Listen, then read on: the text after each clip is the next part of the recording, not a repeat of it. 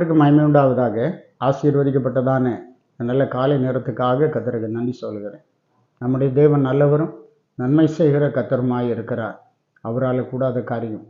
தியானத்துக்காக ஏசாயா தீர்க்கதரிசியின் புத்தகம் 28ஆம் அதிகாரம் 29வது வசனம்.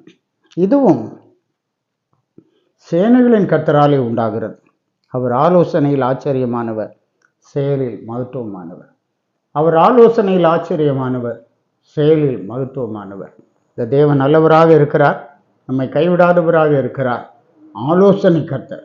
நம்முடைய வாழ்க்கையில் நமக்கு ஆலோசனை கொடுக்கிறவர் நம்முடைய தேவன் என்று பார்க்கிறோம்.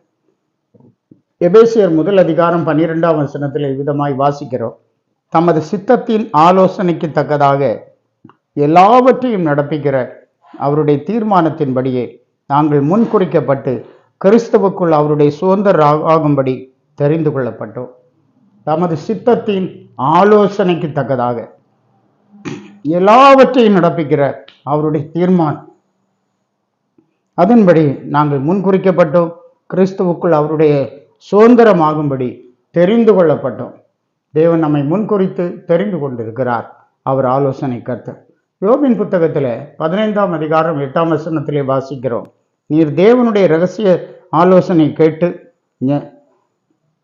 ஞானத்தை உம்மிடமாய் சேர்த்து கொண்டீரோ என்று யோபின் நண்பன் கேட்கிறத பார்க்க. இந்த காலை நேரத்திலும் கூட நாம் ஆண்டவரோடு இணைந்து அந்த தெய்வீக ஞானத்தை பெற்று ஆண்டவருக்கு பிரியமாய் ஜெபிப்போம். கர்த்தர் நம்மை அபரிதமாக ஆசீர்வதிப்பாராக. ஜெபிப்போம். சர்வ வல்லமையும் கிருபையும் உள்ள பரிசுத்த பிதாவே, ஆசீர்வதிக்கப்பட்ட இந்த வேலைக்காக நன்றி சொல்லுகிறோம். உடைய திருச்சமூகத்தை நாடி சித்தம் செய்ய கருவதார் பேர் பேராய் உம்முடைய பிள்ளைகளை ஆசீர்வதி. அந்தகார கிரிகள் மேல் ஜெயந்தார் எல்லா நன்மையாலும் நிரப்பும், பலப்படுத்தும். இயேசு மூலம் கேட்கிறோம் பிதாவே. ஆமென், ஆமென். God bless you.